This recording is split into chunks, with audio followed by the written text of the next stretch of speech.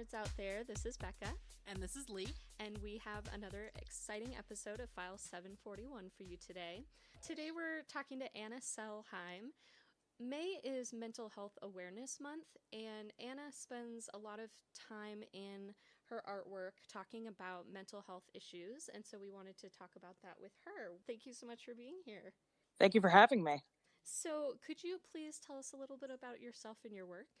I am a cartoonist working out of Baltimore, Maryland. I am a graduate from the Center for Cartoon Studies. I graduated in 2016, and I do both autobio and fictional work, mostly about mental health and progressive politics. So we'll go ahead and get started. Leigh, I think you have our first question for us. I do. So first, I truly appreciate how transparent you are about your experience with mental health in your comics. I also like that your comics on mental health spanned a variety of experiences from self-image, bullying, anxiety, depression, suicidal thoughts, etc. What made you decide to use comics to share your experiences?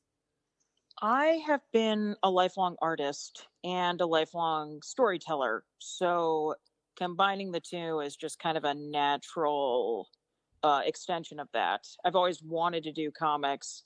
When I became like 25 for whatever reason, I like all of a sudden, after attempting it since high school for years and years and years, I finally everything just kind of gelled together and I was able to start really creating the kind of comics I wanted to create. So yeah, that's and I deal with mental health all the time. So, anxiety and depression. So it's just a natural thing to write about. Thank you. We really appreciate it. I myself deal with a lot of mental health issues, and so it's really helpful to see those things reflected in a very realistic way. Sometimes I think mental health is tiptoed around or displayed in a way that's either idealized, in some way, Yeah, for sure. or romanticized. Mm-hmm.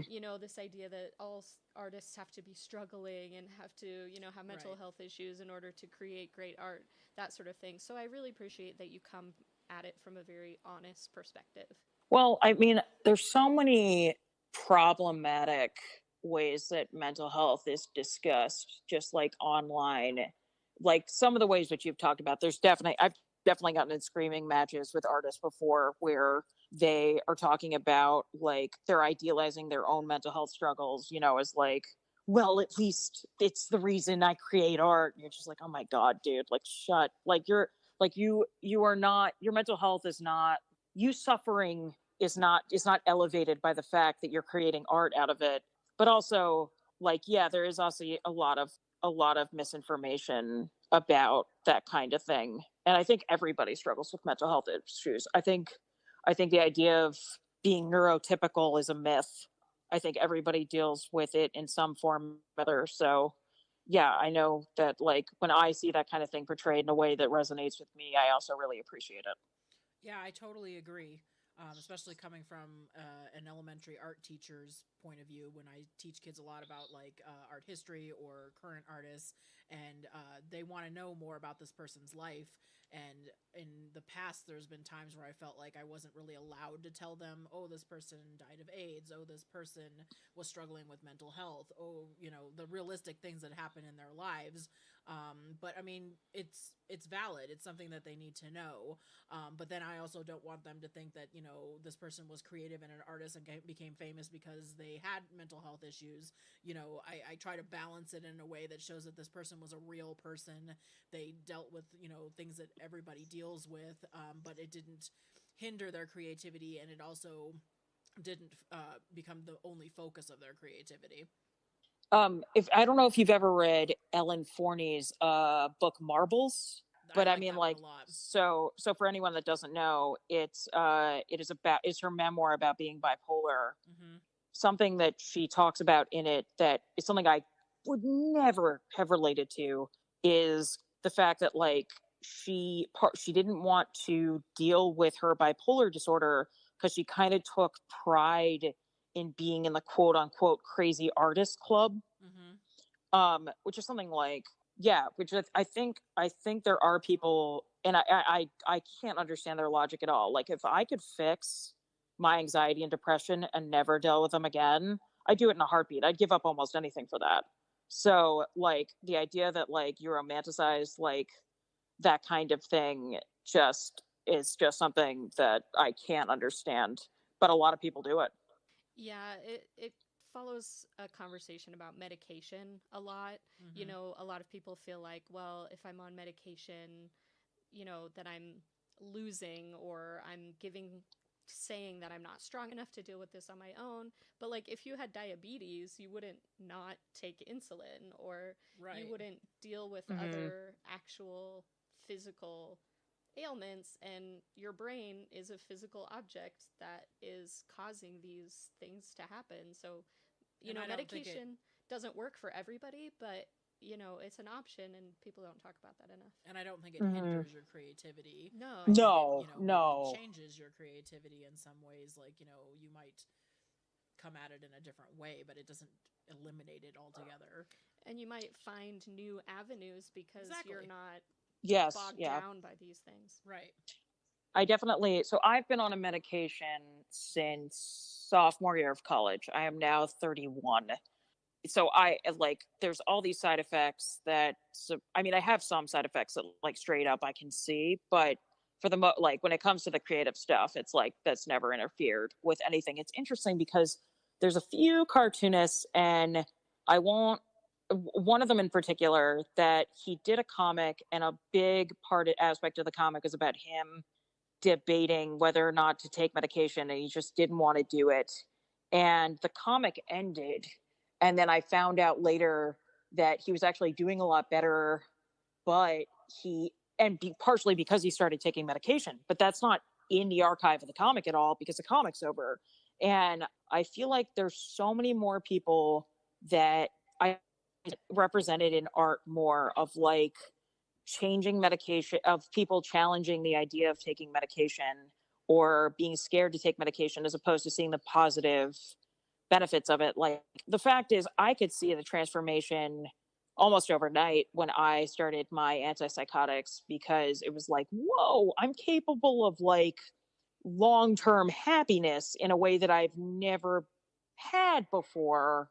And so there's a very good comic called on Instagram, I believe it's obtuse underscore angle, Engell.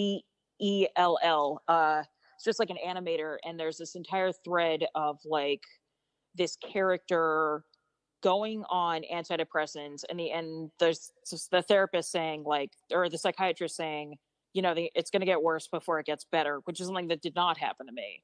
But and then the character in the end ends up not taking the medication. But that's like one of the few comics I've seen that has had that kind of storyline that actually deals with it in a good way, because they're very clear about the fact that that medication can help a lot of people, but it's not the thing for me. As opposed to, I see people online that are afraid of medication and like affecting their creativity and affecting their personality, where they just make blanket statements about like it harming people in general. Thank you. Okay. Have you found it difficult to be so open about your experiences, or is it more therapeutic and cathartic? So no, it is not hard. I am an oversharer by nature. Uh, I will tell everyone everything about me at all times if they'll listen.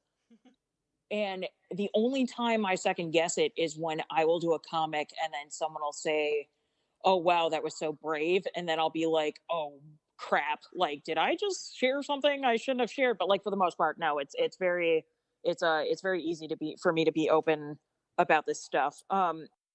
Have been times where the mental health comics have been cathartic and therapeutic, but really the thing that makes them therapeutic is actually the act of creating comics itself. And whether that's mental health comics, whether that's political comics, whether that's any other kind of comics, because occasionally I'm starting to more and more drift away from those two main focuses and doing other stuff in addition to those two. But the act of making comics in general is therapeutic for me because I am someone that struggles to stay present. My therapist almost every session is telling me that I have to stay present because I tend to either freak out about the future in terms of possibility or dwell on negatives of the past. And so when you're doing comics, you have to focus on actually creating comics. And it is one of the few times in it's one of the few things in my life that makes me stay present. So that is very therapeutic in itself. I totally agree with that, and I hadn't even thought about that until you mentioned it. But yes, that's exactly the way it feels when you're doing comics about staying present. That's that's hard for me too, so I get you.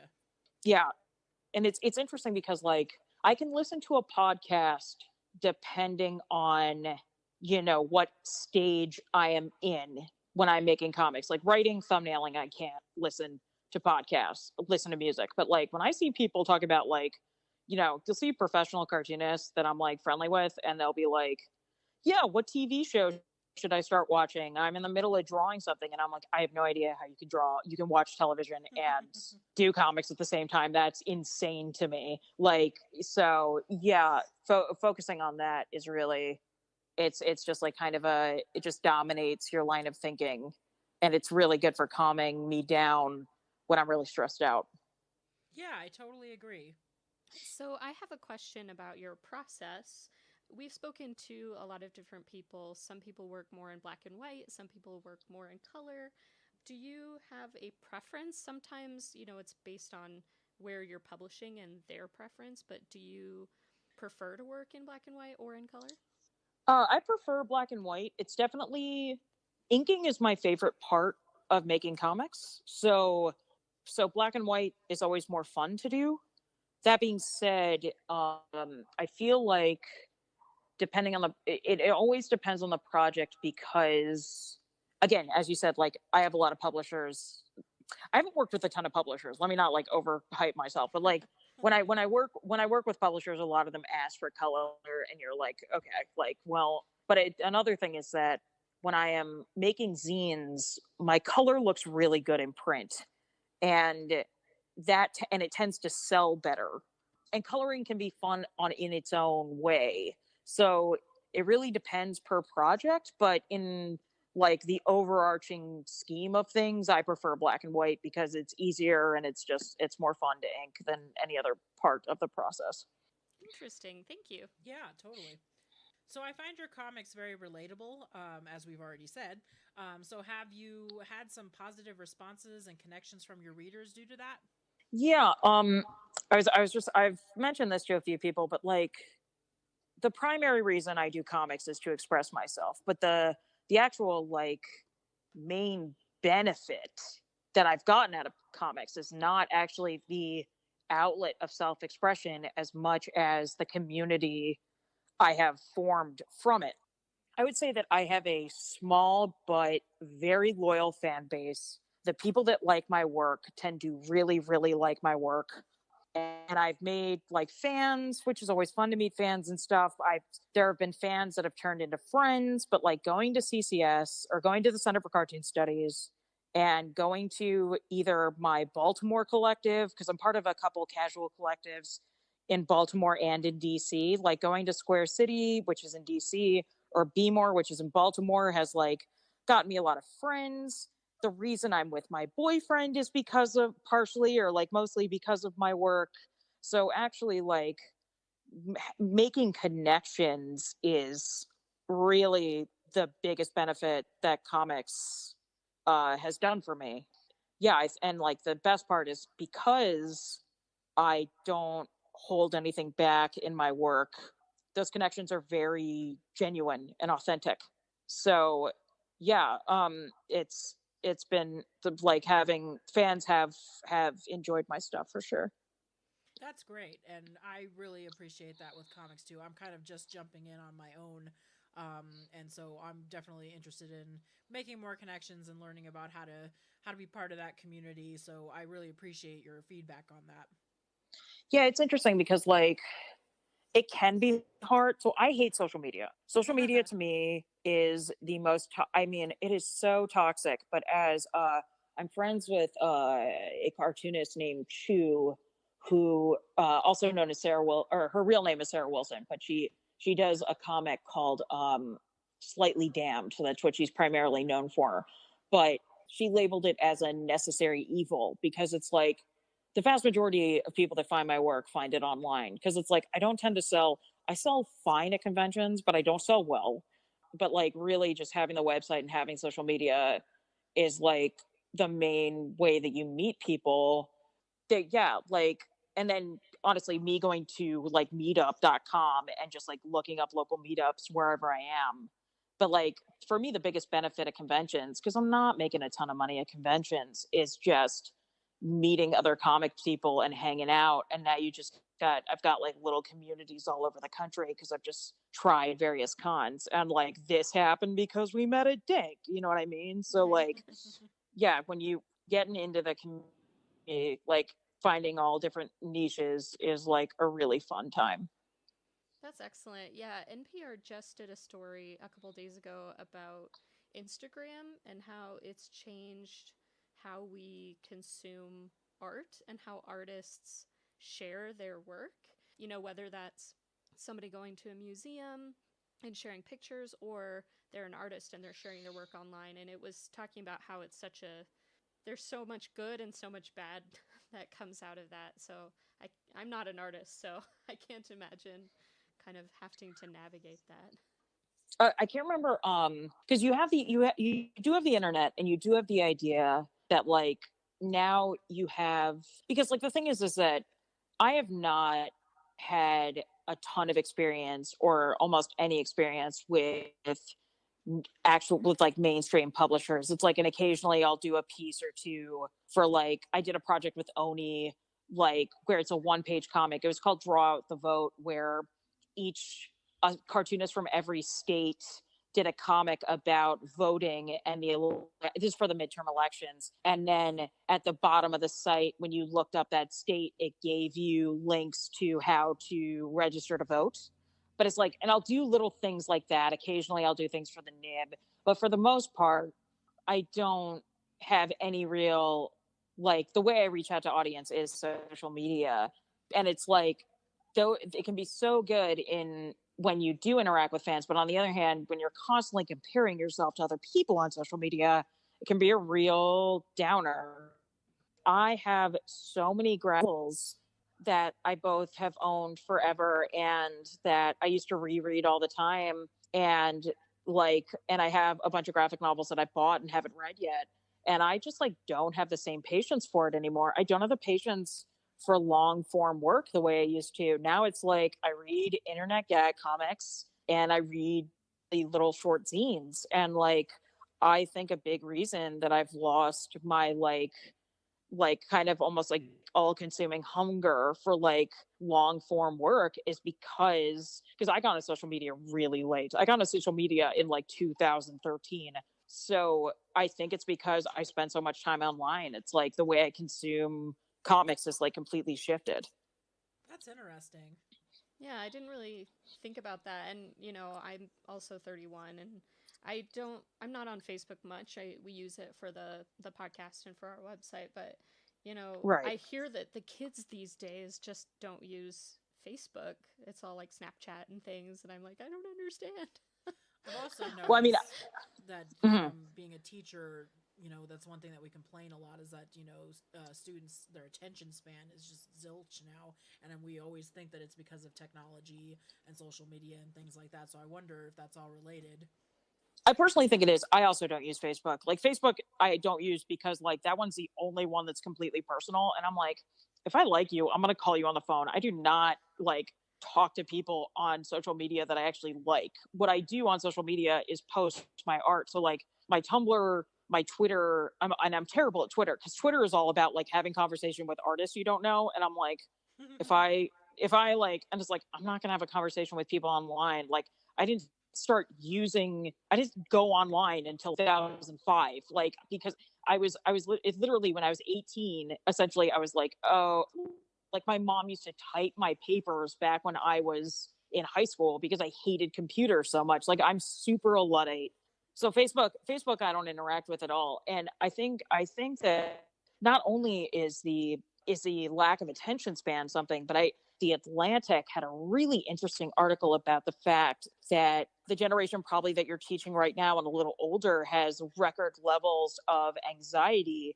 And there's a couple reasons for that, one of which is the fact that we talk about it more openly. And so, like, there's obviously going to be more diagnosis when we're talking about it openly. But a big part of it also is that you're on social media all the time. And these kids don't, like, not even these kids, most people don't know how to self regulate their social media consumption. So for me, I have a timer on my phone. It tells me I've been on whatever app I set for 15 minutes a day.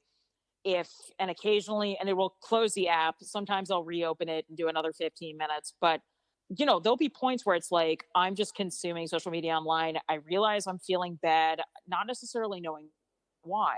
And then I will just stop being on social media. But you see, also, I'm assuming because we're all interested in comics and art, we're probably consuming it in a way that I think a lot of other people aren't, because like so many people consume social media where literally they're following like celebrities and influencers and all these people that are just kind of like low key bragging about their lives. And then you feel like bad about your own life. And the Atlantic article was arguing that like that also led to a rise in like anxiety and depression in younger people. And like personally I can totally see it because social media makes me, when I'm on it too long, feel terrible. Well, you are very self-aware. Yes, most definitely. That's very good. I don't. This is incidental, but I don't know if you've seen the movie Eighth Grade. But yeah, yeah, it was I've really not interesting. seen it. Yeah, It's really good, and it's kind of explores that of like what it's like to be a preteen in a world that it is social media. Like that's how you interact, and that's how you compare yourself to the world. Anyway, it's very interesting. well, Bo Burnham is one of my favorite Yeah, comedians. yeah. Like he's just a genius. There's a comic I'm actually reading right now, and I'm not going to get the name of it right. It's a manga, and it's called like Dead, Dead, Dead, Destruction, Destruction, Destruction, D D D D D D D, and like the whole thing is that it's subverting. It takes all these manga tropes, but the whole thing is that it's subverting all these manga tropes, and it's also like just happens to be really brilliant. But like the reason the title is so complicated and long is because apparently Japanese audiences really like shortening titles. So like he just tried to come up with the most random like long form title that you can come up with just to kind of mess with people. But he really, my boyfriend introduced me to it, and like there's a lot going on for this comic, but like really it's about essentially a group of high school girls living their lives, but you have a giant spaceship of invading aliens that just hovers over the entire planet. People, and they came in like 3 years ago. The aliens aren't necessarily like doing much, but like you just have this like ominous force, and these kids, and everyone's just kind of living their lives. But the reason I mention it is because the way he portrays these teenagers is so authentic and just like really well done. And like so you have like kids that are freaking out and having conspiracy theories about the aliens on Twitter, and then you've got like everyone talking in video games about like the random invaders. And like I don't know, it's so like it just, you mentioning Eighth Grade, like that's something for other people to check out if they're interested in like seeing that kind of thing. That sounds fascinating. Yeah, it I'll have does. to it's check it out. it's such a good comic. Oh my god, I'm like obsessed with it right now. Well, that's a very good transition to talk about your comics very specifically. We had some questions about some of the specifics. So you mentioned in a comic for Dirty Diamonds anthology on beauty that your self-image and appearance changes depending on the comic you were working on and as you change over time. Can you talk a little about that experience? Sure. So Dirty Diamonds, for the people that don't know, is a women run, all women, femme created anthology that deals with various topics per volume about various issues. So I was in the beauty issue and the being issue. The beauty issue, my friend Stephanie Zuppo, who audiences might know either through their work or through they ran a website for a while called Connosaurus that they're planning to bring back. They told me about this anthology, and so we did a comic about how we draw ourselves and how that is about us reflecting on how we feel about our physical appearance. And I've gotten in trouble with this in a few ways.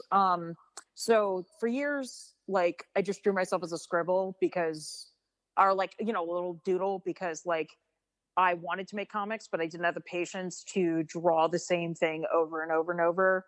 And then when I started taking comics more seriously, I had read a book called Need More Love by Aline Kromsky Crumb, who is Robert Crumb's wife. And she is someone, it's weird. I've always wanted to do something with like a blog post about this or something, but it's weird when you are a fan of a creator and they're doing autobio work. So they're telling their own story and you love their work, but at the same time, you know that that person would drive you absolutely crazy and you would want nothing to do with them. So Aline Kromsky Crumb, and you can tell that, I mean, the fact that she's Robert Crumb's wife, like that should be kind of telling as to the kind of woman she is. But she's a underground cartoonist in her own right from the 60s. And she did a lot of autobio work, but she has an anecdote in Need More Love that is about how she was part of a women's collective where she did autobio comics where she drew herself really ugly because she was also very insecure about her looks. She went through a very like ugly duckling phase as a teenager. And it like really messed with her. And then there was another woman in the collective that drew herself really attractively, but apparently was less attractive than Aline, which makes, I mean, Aline is a very cute little Jewish lady. So, and then a journalist came to talk to them, interview them, and he confused the two based on their drawings. And so I was horrified by this story and was like, I'm going to draw myself as ugly as humanly possible so that no one ever meets me and is disappointed by the way I look. And unfortunately, the same thing happened to me where there was an exercise in the Center for at the first day of one of our classes at CCS. I did a self-portrait where I drew myself as hideously as I usually did. And the teacher was supposed to guess based on our drawings who the people were. And he guessed the wrong student. And I was like, oh dear. And then that, along with the fact that my classmates gave me so much crap, and my boyfriend too, gave me so much crap about that I drew myself so unattractively, started to make me draw myself, in a more positive light. And then there's also issues about the fact that, like, I weight cycle. I've struggled with my weight, my whole life. And there's periods where I'm thinner and there's periods where I'm heavier. But I was never really heavy until I got out of college and learning how to draw. Like, I had to learn how to draw fat women in order to draw myself. And so that's an entire learning curve. Every time I changed my hairstyle, you have to learn how to draw that. But like the through line is that I'm much more at peace. I get more and more in peace with my physical appearance as I get older. But like, there is still an underlying insecurity. And so figuring out how to portray yourself in a semi-accurate way, but also deals with your own self-reflection, was something that comic addressed. And it's funny because literally, I leave literally 3 weeks after I gave the final comic to Dirty Diamonds, I came up with my avatar, and that's the only way I draw myself unless I'm doing something for a publisher. Now I just draw myself as my crazy avatar. So like that's not included in the comic at all, and I've been doing it since like 2014. Thank you for sharing that. Along those same lines of self-reflection and beauty, I really loved the comic But You Were Beautiful. I think we can all relate to the idea that we want to have beauty in our life, whatever that looks like, but sometimes it does end up being harmful. So did you write this comic as a reflection of your experience, or as kind of a warning to other people? And do you think that our need to be near beauty is inherent in our humanity, or do you think it's a product of society? That's a very heavy question. Yeah. Well, I mean, the question about the comic itself is not heavy, because in terms of whether I think that, I don't think it's a societal thing.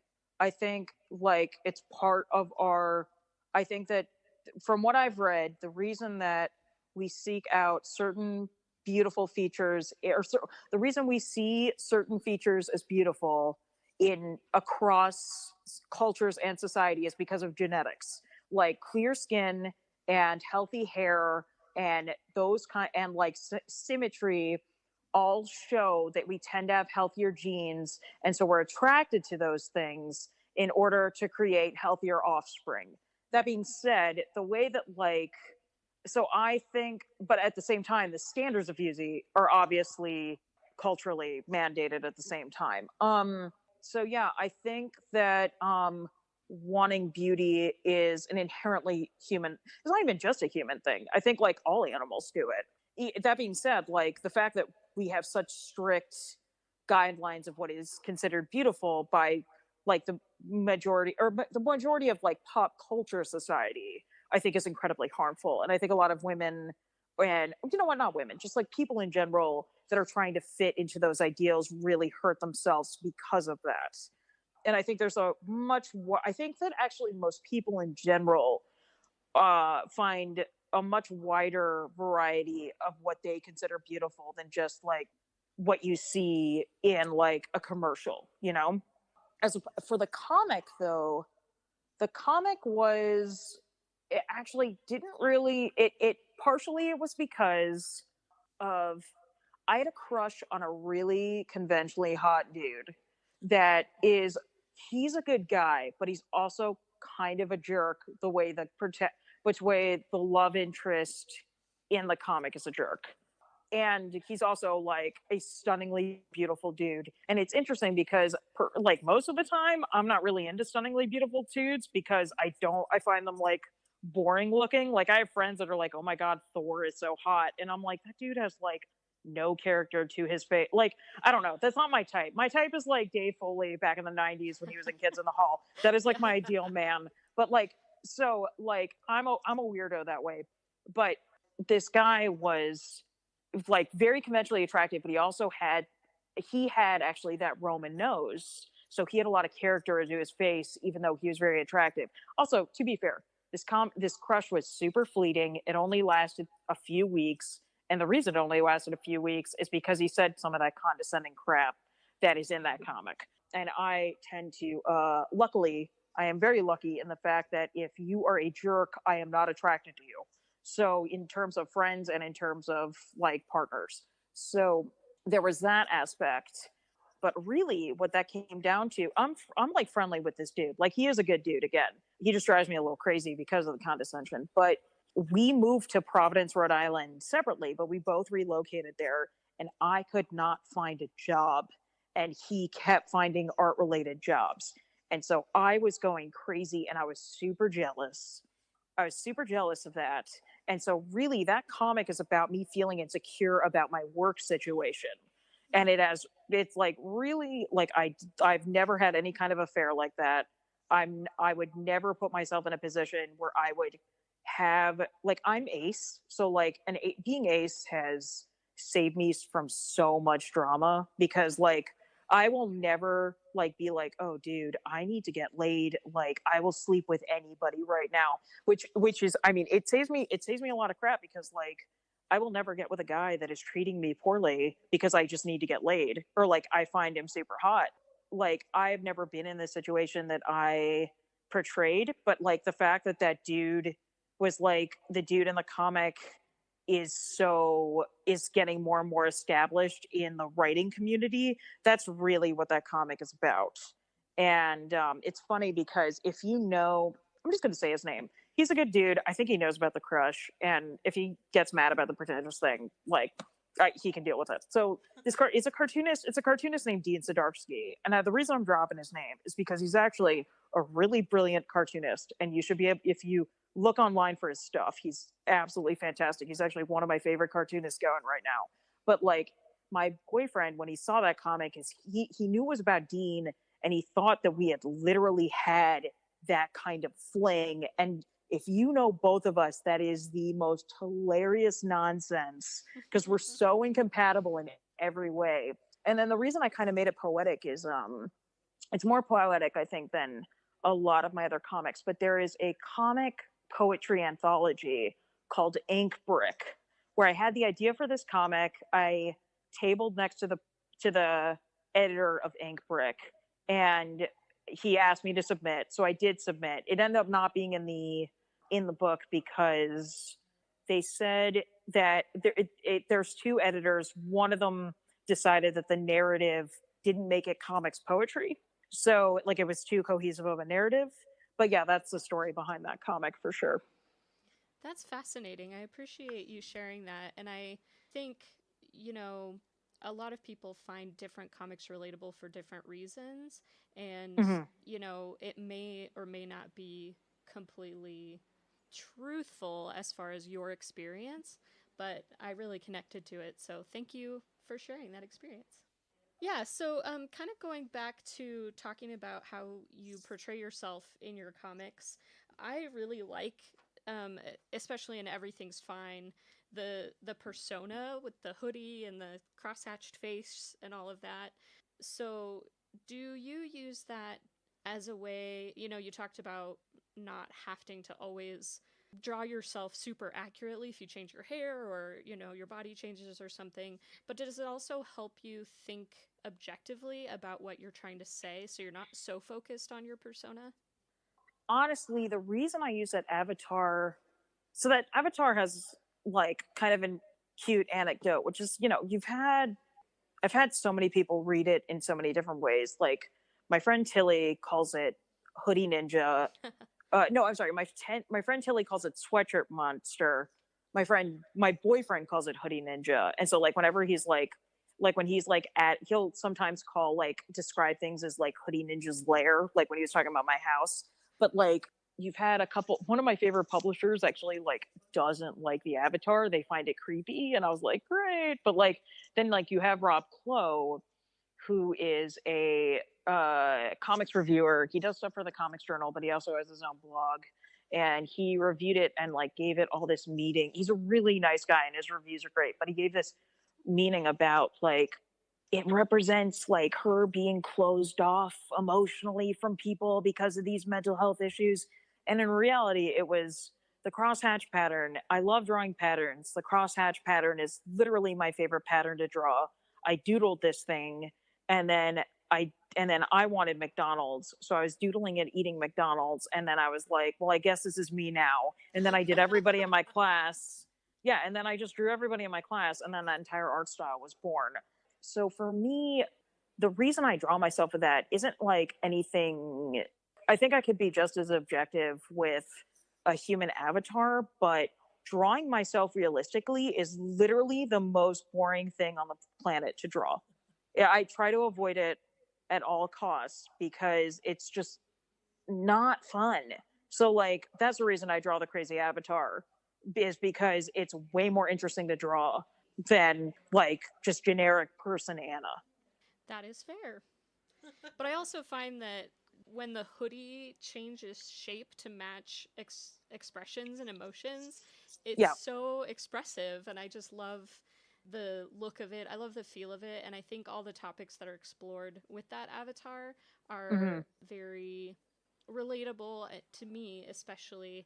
I have experienced a lot of those same things, so I can then put myself into that avatar because I'm not saying, oh, I'm relating to this person. I'm saying, yes, no, that's me. I have done that. Well, I really appreciate that. That's very sweet. Dean actually was mentioned because I did freak out about it a little bit when I published my first zine. Is I was like, I don't know how this avatar is going to read because it's not human looking. So like it's humanoid, but it's not human looking. Like it doesn't have a face. Right. So like I don't know if people are going to like get this. And Dean was like, honestly, it's way easier to then instead of like seeing a person and relating to a drawing of a person, if you draw a square saying something and just inserting yourself into that square. So I'm glad that that helps people insert themselves or like relate to it more, but it is a unintentional but lucky coincidence. Excellent. Well, one of my favorite comics of yours is it Malay or Malai, Malai. Malay? Okay, Yeah. it's such a unique story. Can you tell us a little bit about it and what your inspiration was? So Malai is based on Malai is a, you know what? It also might be Malay. I've never heard this name out loud. Malai is a Thai name, and I had a best friend. One of my best friends and I had a falling out, and she was Thai, so I gave another. It was a different name though, but our falling out was very different than Malai and the astronauts whose name I never gave their falling out because my friend was not rude about it. And my friend wasn't doing it because she got sick of me. My friend was like, listen, I am overwhelmed with depression and I'm overwhelmed with my life right now. I'm going to peace out for a while and I will get back to you when I'm ready. But that was like, I mean, she won't even answer my text. And it's been over a year. And there are some similarities. Like, she was my best friend. I was not her best friend. And that's always like kind of an uncomfortable situation when that happens. But like, I have not filled the hole in my life that my friend left. So Malai is about that. And then the reason that it's a space metaphor is because Noah Van Sciver had a series of really interesting like silhouettes of people with really interesting and beautiful images and patterns drawn in them. So the creatures in my comic that are that are emotions that are personified to look like men that have those patterns are based on that Noah Van Sciver drawing or a series of drawings, and then it just all kind of gelled together from there. Okay, yeah, that's really interesting. Yeah, that's a very sad tale, but I really appreciate you putting that to paper. Well, I appreciate it. Yeah, I do like that story. I feel like yeah, I am. I do like that story. That's one of my favorite ones that I've done. Yeah, it was really unique. I enjoyed it quite a bit. Thank you. So, another kind of transition to talk a little bit about your style.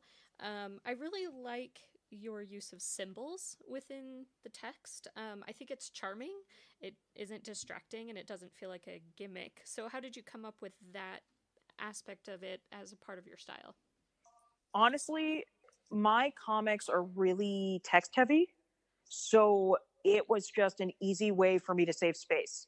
Is that instead of saying the word love, spelling out four characters to say the word love, I can do a little heart. Instead of doing the whole word woman, you just do a woman symbol or like a little female, I don't know what you call that. Like the little circle with the plus sign at the Yeah. bottom. I don't know, but like doing that. So really it's just a way to save space. I just happen to think it looked cool. So that's why I do it. Well, it does look cool. Well, I appreciate it. I love sometimes when we talk to people and we're like, "You do this amazing thing. Like, how did you come up with that?" And they're just like, "Oh, it's just easy," or "I Yeah, just right. saving space," or This "It's this not as this deep kind of as yeah. you think." This kind of drives or it perplexes my boyfriend is the way I'll put it. Where like, you know, he's a cartoonist and he's an artist and cartoonist in his own right. But he was really like jazzed on the idea of getting a comic girlfriend because he could talk about like process with me and like that's kind of and the running gag is that he will ask me why I did something in my comic and I'm like, oh, I don't know, it's just like that just like came naturally. I didn't really think about it, but I'm glad that you liked it. And that's like it drives him crazy. It drives him absolutely nuts. So I'm glad that I'm not the only one that does that. I will rub that in his face a little when we get off the phone. Absolutely. Yeah.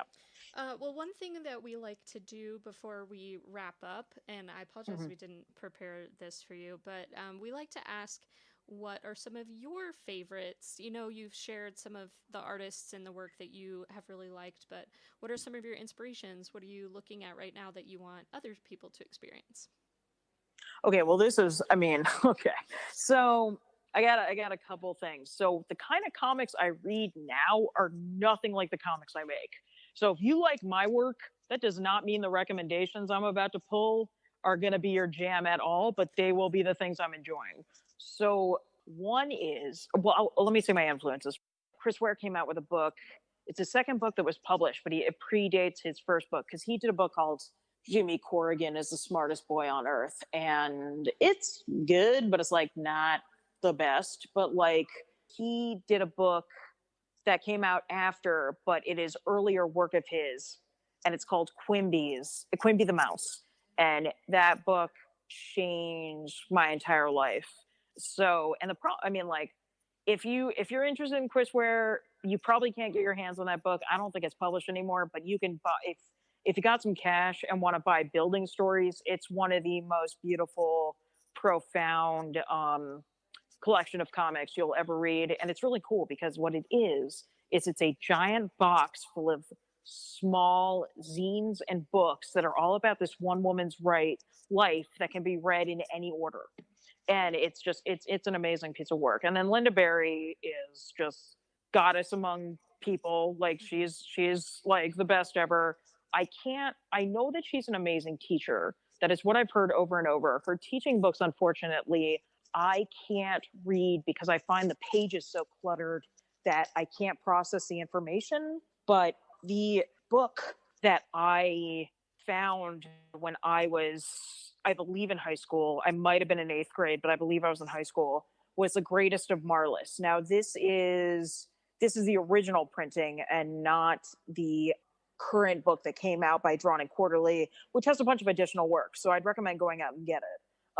But it just shows the inner lives and kind of like sadness of like children in not the best home situations. It takes place in the 50s and 60s. It takes place in the 60s, but really it talks about the pains of growing up, but it also just shows how beautiful life is over and over and over. So those would probably be my two biggest influences. Now, what I'm reading is very different.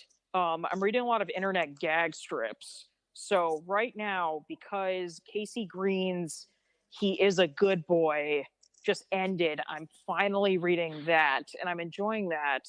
My favorite web comic going right now is called Womp Comic by Ronnie Finyaw, and that is just like about a fat, lonely weeb cartoonist and it's just a humor strip, but there's also like he's insane. It's just smarter. It's so much smarter than like your generic nerd bro strip, because like you've got these entire arcs where like his father is Santa Claus, and like so he's supernatural, and then like Santa Claus is like actually friends with Ronald McDonald's, and that plays in because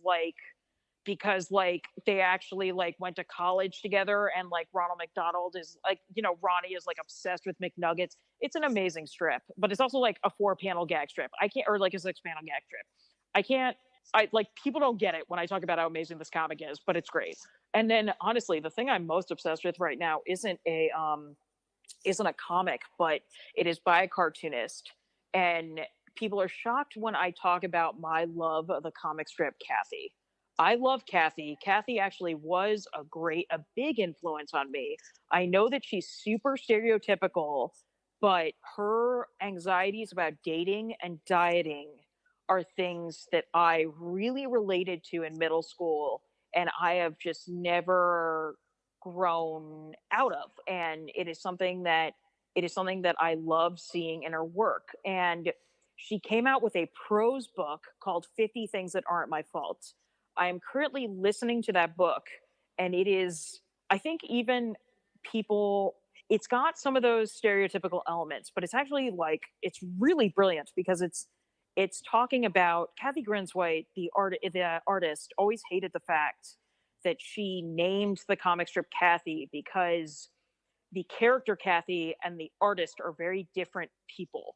And so this artist, the artist with this book, is doing not only your typical like, shopping and dieting and like other like things about that, but she also the book is really about taking care of her elderly parents who are getting into their 90s and her like transitioning them into like the fact that they're headed for death and like and transitioning, there's a chance they're going to have to get them to a nursing home, that kind of thing, and about raising her teenage daughter.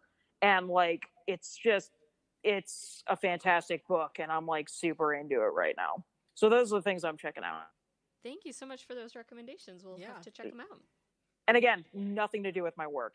Kathy's a bit like my work. I think the comic strip Kathy actually is an influence in the fact that like voicing my neuroses on paper. But other than that, yeah. Well, thank you so much. Can you remind us where we can find your work? Oh, sure. So I am at annasellheim.com. I'm at Tumblr, Twitter, and Instagram at Anna Sellheim. I am at patreon.com/Anna Sellheim. I will say that my Patreon is a little unique versus other Patreons because it is not a month payment. I use it more as a subscription. So essentially it's per project.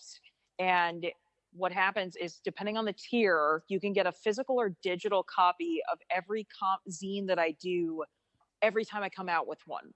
So you only get paid, or you only pay every time I actually create a zine. So I use it as a subscription service to pay for costs of printing, an 100 print run of a comic. And I make about anywhere from 3 to 5 zines a year. So that's everywhere you can find me.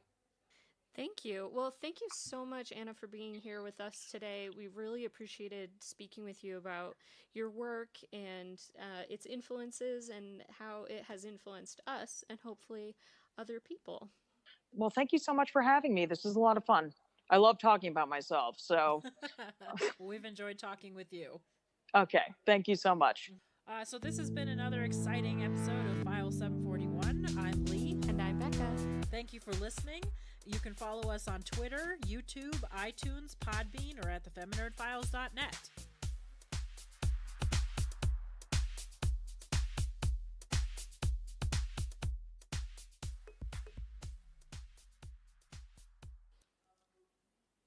Yay! Thank you.